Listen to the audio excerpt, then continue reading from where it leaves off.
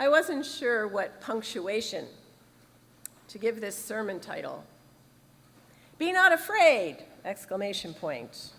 Or be not afraid, ... Or be not afraid, question mark.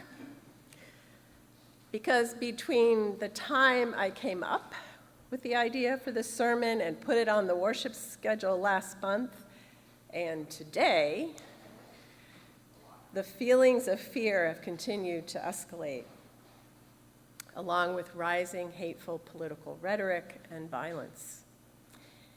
In fact, it seems foolish to say, be not afraid, as there are some very good reasons to feel afraid.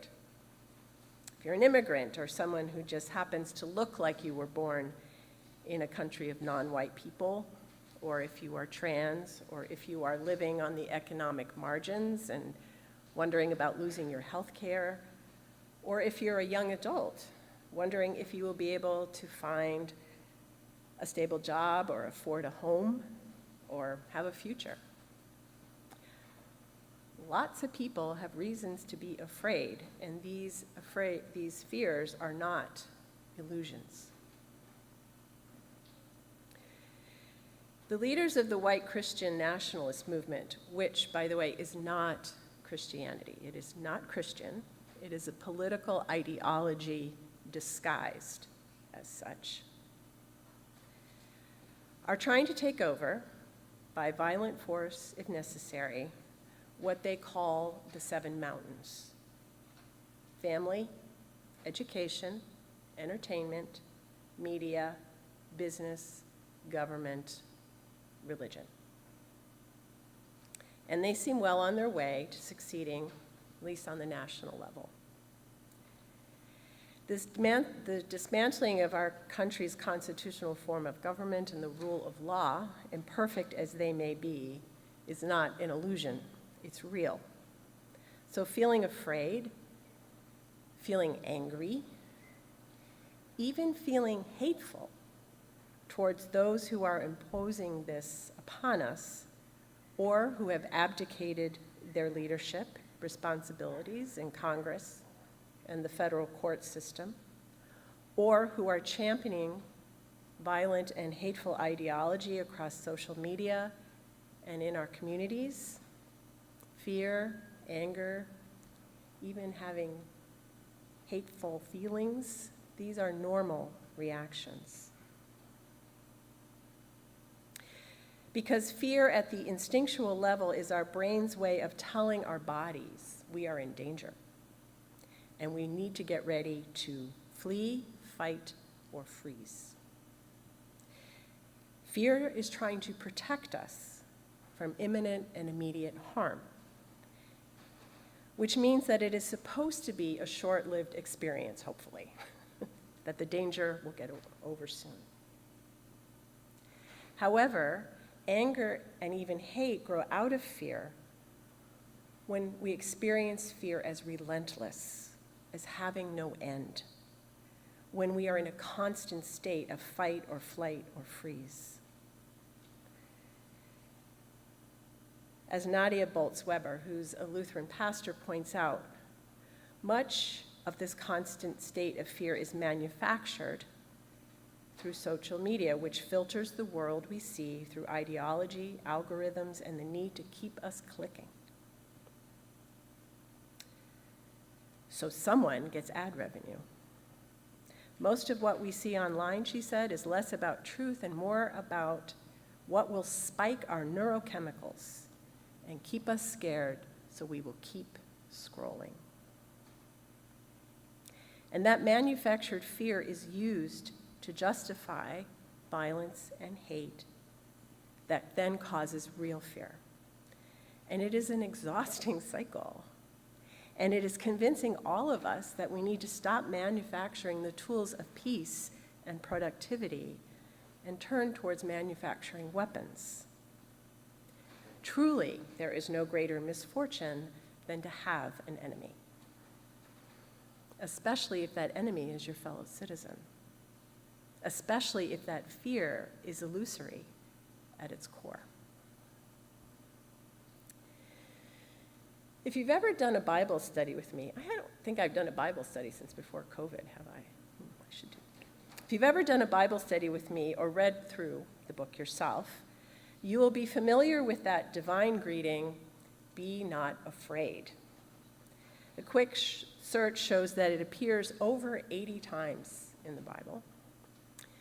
And generally it comes from God or from one of God's angels, and it is not a form of comfort. Usually it is part of a charge to leave behind what you know and take an enormous risk. Like Abraham and Sarah, do not be afraid to pack up all your things, leave your family, and go to a new land. Or Hagar, do not be afraid to be banished into the desert along with your infant son Ishmael. Or Moses and the Israelites, do not be afraid to flee enslavement from a powerful Pharaoh and wander in the desert for 40 years. Or the prophet Elijah, do not be afraid to stand up to a corrupt king in his court, surrounded by his army, and tell him he is unjust and wrong. Or Mary, do not be afraid to get pregnant by the Holy Spirit and bear the Son of God and be ostracized by your entire community. You get the idea. I can't remember who made this point, but someone noted that when God or one of God's angels tells a person, "Be not afraid," they're not saying, "Don't feel fear." Rather, they are reminding them, "Don't become your fear. Don't be guided by it. Don't be enslaved by it." Abraham, Sarah, Hagar, Moses, the Israelites, Elijah, Mary, each one of them was being called to take a faithful risk into an uncharted bend in a wild river of change. In the words of Adrienne Marie Brown, they were being called to trust that what seemed impossible was not only possible, but the best way forward. To trust in something deeper, more resilient, and faithful than what fear revealed on the surface. We can hear a similar call in the Tao. There is no greater illusion than fear, no greater wrong than preparing to defend yourself, no greater misfortune than having an enemy. Whoever can see through all fear will always be safe. Again, I don't think that Lao Tzu is saying don't feel fear. Rather, don't ground your actions and decisions in fear. Experience the whole world, not just the fear-mongering parts. And I think more importantly, to tend generously and gently to your fear and the fears of others. Understand the roots, the purpose. Because oftentimes fear grows out of protecting what we love or grieving what we have lost or feeling powerless in the face of rapid change because we can't imagine losing the world we know for something we don't understand. We fear and fear makes us feel like we no longer belong. I've been following an independent media organization called The Bitter Southerner. It's where I got the Have Mercy flag we have on the church. And they are committed to sharing the writings, music, art, and stories of the American South in hopes, they say, of creating a better South and a better world, or at least a more honest and complex picture of Southern culture and history. They have a wonderful journal. On Friday evening, they shared a letter via the Georgia chapter of the ACLU from Mario Guevara, a journalist originally from El Salvador, who's in the United States legally, who has never committed a crime, who is married to a U.S. citizen. He was arrested on June 14th by police in DeKalb, Georgia, while he was covering a protest against the deportation policies and tactics, the federal deportation policies and tactics. After his arrest, the state authorities turned him over to ICE, and since that date, June 14th, he has literally been jerked around, brought before judges, promised his release after his family paid thousands of dollars in bail, then been denied release, and moved from one federal detention facility to another. In some cases, he was put in solitary confinement. In other times, he was placed with the general population where he was threatened by non-immigrant prisoners and had to pay them protection money. He's still in prison now. Here's an excerpt from his letter. The confinement and loneliness caused panic attacks, and I lived in constant fear. I lost my appetite, my mood was very low, I was sinking into depression because I was constantly thinking and believing that something bad, and even worse than what was happening, was waiting for me. But faith in God and feeling the great support of my family, friends, and many members of my Latino community lifted my spirits, and little by little, I regained the desire to continue living and fighting. I have to remain strong and confident that the United States still has some caring and decency left, and that in the end, justice will prevail. Mario's fear is not illusory. He is really in danger, and he is really suffering. And yet he finds the courage to live, to persevere, by remembering to whom he belongs, and that he is beloved. While he is forcibly separated from his community, he has not been abandoned by them. It is hard to listen to this letter, I know, to know what kind of state violence is being perpetrated in our country's name. But it's important to listen, because by listening, we bear witness to his story, and we become part of the community, the network, affirming his humanity. We become part of the mycelium. Mycelium, the root structure of fungi, is an amazing thing.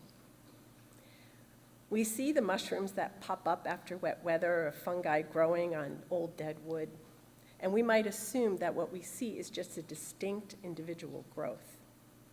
But if we were to look underneath the soil, we would see that these fungi are connected by a whole network of mycelium, which supports them across an entire forest, recycling dead and decaying material and transforming it into nutrients for both the fungi and the soil. And even more amazing, mycelium serves as an underground communication system for a forest's trees and plants, allowing them to share water, nutrients, and even information about the threat of disease or harmful insects. Mycelium is a beautiful reminder that while we can't see the whole life-giving, life-transforming power of a community at work, it's happening all the time, everywhere, quietly, consistently, slowly. It is the nature of fear to overwhelm our senses and our spirits, to sharpen the focus of our imaginations on the danger in front of us, whether it is truly present or not. And it drowns out everything else. Yes, this is a chaotic, dangerous, and heartbreaking time. And our fears are not totally illusory. People are suffering. And it is important to pay attention, to be aware of the threats and dangers around us. But at the same time, let's not ground ourselves in fear as the way of our spiritual and religious lives. Otherwise, we will risk ending up with something closer to white Christian nationalism. As Boltz-Weber notes, when we lift up our hearts and shake off the tunnel vision of fear, we can see the quiet, beautiful work of the Spirit is absolutely everywhere. We, all of us, all human beings, all the natural world, we belong to a source of being, a love that is greater than fear. Lao Tzu called it the Tao. Nadia Boltz-Weber calls it the kingdom of God. As Unitarian Universalists, we can call it by a variety of names. But whatever name we choose, our faith trusts that the spirit of love is at the center of life, underneath the ground of our being, reaching out, working in ways that we cannot always see or hear or touch, but that is embodied in community. It is a risky endeavor to trust love over fear, but let's put our phones down for a bit, lift our faces to the sky, feel the earth under our feet, and know that there is more happening to transform death and decay into life and energy than any of us can imagine. And for a few breaths at least, let's not be afraid.